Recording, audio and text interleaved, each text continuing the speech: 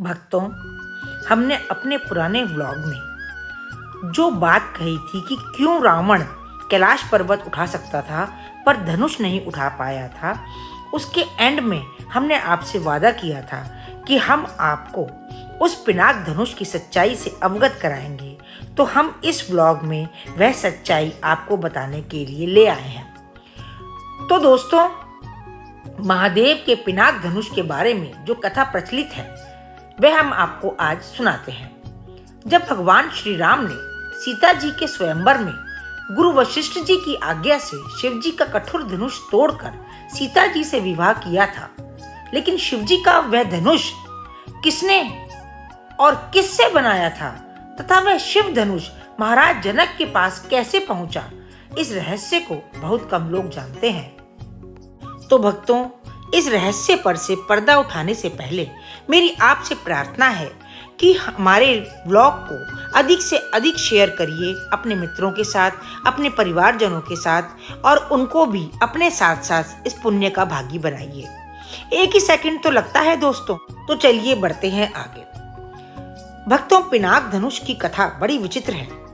कहते हैं एक बार कानव मुनि बड़ी भारी तपस्या कर रहे थे। तपस्या करते करते समाधिस्थ होने के कारण उन्हें यह भान ही नहीं रहा कब वह समाधि के अंदर इतना डूब गए हैं कि उनका शरीर दीमक के द्वारा बांबी बन गया है। उस मिट्टी के ढेर पर जगह जगह सुंदर पौधे और बांस उगाए हैं। कनव जी की तपस्या को देख करके जब ब्रह्मा जी प्रसन्न हो गए तब प्रकट हुए और उन्होंने अपने अमोघ जल के द्वारा कनव जी की काया को सुंदर बना दिया। उनका तप बल देख करके ब्रह्मा जी ने उन्हें अनेकों वरदान प्रदान किए, और जब ब्रह्मा जी जाने लगे तब अचानक उन्हें ध्यान आया कि कनव की समाधि के आसपास कई तरह के बांस उगाए हैं। अब यह बांस कोई साधारण तो नहीं हो सकते, उनमें भी कनव जी द्वारा किए गए तप का कुछ न कुछ असर जरूर आ गया होगा। इसलिए ब्रह्मा जी ने सोचा कि इसका भी सदुपयोग किया जाना चाहिए। यह विचार कर ब्रह्मा जी ने वह बांस काटकर विश्वकर्मा जी को दे दिया। विश्वकर्मा जी ने उससे 2 दिव्य धनुष बनाए, जिनमें से एक का नाम सारंग था और एक का नाम पिनाक था।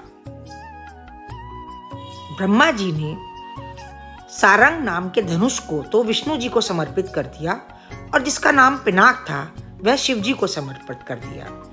पिनाक धनुष धारण करने के कारण ही शिव जी को पिनाकी भी कहा जाता है।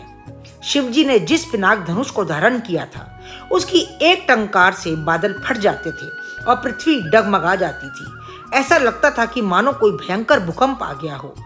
यह असाधारण धनुष अत्यंत शक्तिशाली और विचित्र था। इसी के मात्र एक ही तीर से भगवान शंकर ने त्रिपुरासुर की 3 नगरियों को ध्वस्त कर दिया था। देवी और देवताओं के काल की समाप्ति के बाद यह धनुष देवताओं को सौंप दिया गया था, और देवताओं ने इस धनुष को महाराजा जनक के पूर्वज देवरात को दे दिया था। महाराजा जनक जी के पूर्वजों में निमि के ज्येष्ठ पुत्र देवरात थे। शिव जी का वह धनुष उन्हीं के धरोहर स्वरूप जनक जी के पास सुरक्षित था। इस शिव धनुष को उठाने की क्षमता किसी के पास नहीं थी, परंतु एक बार देवी सीता जी ने इस धनुष को उठा लिया था, जिससे प्रभावित होकर के जनक जी ने यह सोच लिया था कि यह कोई साधारण कन्या नहीं है, अतः जो भी इससे विवाह करेगा वह भी कोई साधारण पुरुष नहीं होना चाहिए, और इसी कारण उन्होंने स्वयंवर का आयोजन किया था। सीता स्वयंवर में श्री राम ने शिव धनुष को इतनी तेजी से उठाया और प्रत्यंचा चढ़ाई कि कोई कुछ समझ ही नहीं पाया। प्रत्यंचा चढ़ाते समय धनुष टूट गया और भयंकर ध्वनि हुई। इस दौरान शिव धनुष के कई टुकड़े हो गए। तो क्या आप जानते हैं कि टूटने के बाद शिव धनुष का क्या हुआ? इसके कितने टुकड़े हुए और वो टुकड़े अब कहाँ हैं? चलिए इसके बारे में भी आपको बताते हैं। धार्मिक मान्यताओं के मुताबिक जब श्री राम ने धनुष पर प्रत्यंचा चढ़ाई और वो टूट गया तो उसकी भयंकर आवाज के साथ 3 टुकड़े हो गए। इनमें से धनुष का एक टुकड़ा आकाश में चला गया, वहीं दूसरा टुकड़ा पाताल लोक में जाकर के गिरा। इसके अलावा तीसरा टुकड़ा धनुष के जो बीच का हिस्सा था वह हिस्सा धरती पर गिर गया। धरती पर गिरा हिस्सा जिस जगह पे गिरा वो नेपाल में है। इस मंदिर को धनुषा धाम कहा जाता है। यह मंदिर जनकपुर से कुछ ही दूरी पर है। आज भी लोग यहाँ शिव धनुष के टुकड़े की पूजा करने के लिए जाते हैं।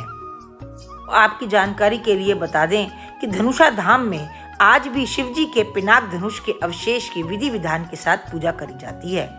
माघ में मकर संक्रांति के दिन धनुषा धाम में मेले का भी आयोजन किया जाता है। इस मंदिर को लेकर लोगों में बहुत गहरी आस्था है। यहाँ शिव धनुष के साथ साथ प्रभु राम और माता सीता की भी पूजा अर्चना करी जाती है। कहते हैं कि यहाँ मांगी गई हर मुराद वह धनुष का टुकड़ा पूरी करता है। तो जाहिर सी बात है, रघुनंदन के भक्त इस पावन दिन का साल भर से ज़्यादा बेसब्री से इंतजार करते हैं। आज भी मर्यादा पुरुषोत्तम राम के जीवन का सार हर घर में रामायण के माध्यम से सुनाया जाता है। मान्यता है कि कौशल्या नंदन साक्षात भगवान विष्णु के ही अवतार थे। तो भक्तों, यह थी पिनाक धनुष की कथा। यह आपको कैसी लगी हमें कमेंट्स करके जरूर बताइएगा।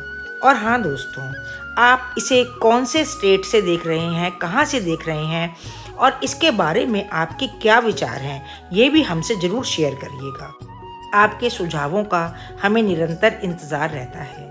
और हाँ दोस्तों, आपका लाइक करना, शेयर और सब्सक्राइब करना हमारी प्रेरणा है। हमें आगे और भी बेहतर काम करने के लिए यह हिम्मत प्रदान करता है। तो आशा करते हैं कि आप हमें सब्सक्राइब और शेयर करते रहेंगे। धन्यवाद दोस्तों।